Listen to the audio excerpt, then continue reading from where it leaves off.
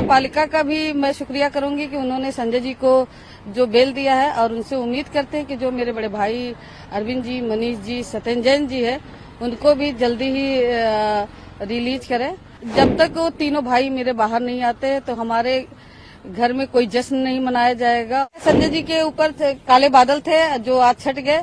खुशी की तो बात है, लेकिन खुशी अभी अधूरी है। हम कल जो डेट के हिसाब से मैंने कल उनको एडमिट कराया था, जो कि उनके रूटीन चेकअप का है, और 2 बजे के करीब कल हम लोगों को पता चला कि उनको बेल मिल गया है। तभी आज जो है कि डिस्चार्ज होंगे, 11:30-12 बजे तक डिस्चार्ज होंगे। इसके बाद वो तिहाड़ जाएंगे।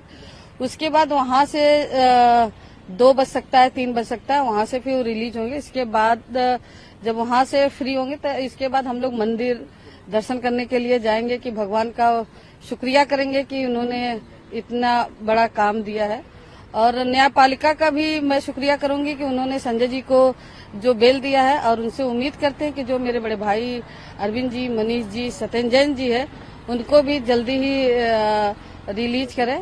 क्योंकि जब तक वो तीनों भाई मेरे बाहर नहीं आते तो हमारे घर में कोई जश्न नहीं मनाया जाएगा, और कोई ऐसा कोई कार्यक्रम नहीं होगा। जब वो तीनों भाई आ जाएंगे, फिर चारों लोग मिल के हम लोग जश्न भी मना सकते हैं और उत्सव भी कर सकते हैं। हमने देखा कि बीते 6 महीने से जब संजय सिंह जी जेल के पीछे थे, ये तमाम चीजें झेल रहे थे, तो आप मजबूती से खड़ी थी उनके पीछे। तमाम कार्यकर्ताओं के साथ बातचीत हो या फिर संजय सिंह जी के लिए आवाज बुलंद करना हो, आप लगातार मजबूती से खड़ी रही थी। तो इस बीच कैसे देखा जाए, संजय सिंह जी की ढाल बनकर के आप खड़ी थी। बीच में राज्यसभा के भी चुनाव हुए, नामांकन हुए, उस बीच में भी आपने तमाम चीजों का मैनेजमेंट किया गया। तो पूरा ये कैसे घटनाक्रम इसको याद करती हैं?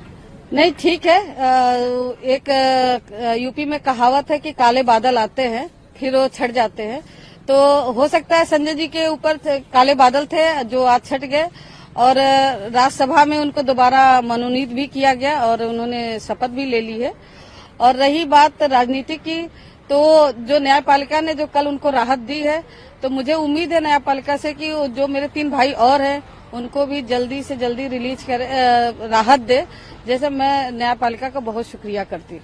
संजय सिंह आज 4 बजे तक वो बाहर आ सकते हैं, तो उसके बाद का उनका क्या कुछ रुख रहेगा? जिस तरीके से वो दहाड़ते थे सदन के भीतर, और अब तो लोकसभा चुनाव भी आने वाले हैं, तो चुनाव में उनका किस तरीके से रोल रहने वाला है? और अगर हम देखें तो कल कोर्ट में ईडी की तरफ से कहा गया था कि उनकी मीडिया में जिस तरीके से वो बयान देते हैं उस पर कहीं न कहीं उनको लिमिट करना चाहिए, लेकिन कोर्ट ने इस बात से इनकार कर दिया। तो उसके बारे में भी कुछ बताइए। वो पार्टी डिसाइड करेगी कि आगे उनको ऊपर क्या दायित्व दिया जाएगा, उस हिसाब से वो अपना काम करेंगे। अब जो भी निर्देश मिला है उसके हिसाब से वो उसका पालन करेंगे। और एक राजनीतिक होने के नाते वो जो उनके अंदर है उसको तो कोई कम नहीं कर सकता, लेकिन ठीक है, जितना भी है वो पूरा सपोर्ट करेंगे पार्टी को। आपका परिवार और एक पत्नी के रूप में आप इन बीते 6 महीनों के रूप को कैसे देखती हैं, और कितना महत्वपूर्ण रहता है ये, अगर कोई व्यक्ति जेल में है और वो राजनीतिक तौर पर इतना एक्टिव रहा है, तो एक परिवार के रूप में कितना चुनौती रहती है? तमाम लोग आक्षेप भी लगाते होंगे, सवाल खड़ा करते होंगे, कुछ लोग अपनी मदद फरियाद लेकर के पहुंचते होंगे, कितनी चुनौती रहती है? मेरे घर पे जैसे पहले भी कार्य होते थे, मरीजों के इलाज होते थे और जो भी छोटे मोटे काम आते थे, वो 6 महीने भी हुए, वो काम रुके नहीं।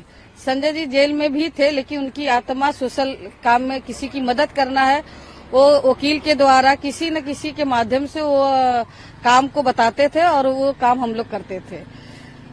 आज आपका परिवार और आप कितना खुश हैं, बस यही बता दीजिए। देखिए, खुशी की तो बात है, लेकिन खुशी अभी अधूरी है। अभी हमारे 3 भाई अंदर हैं, वो बाहर आ जाएंगे तो हो सकता है हम लोग की खुशी चौगुनी हो सकती है।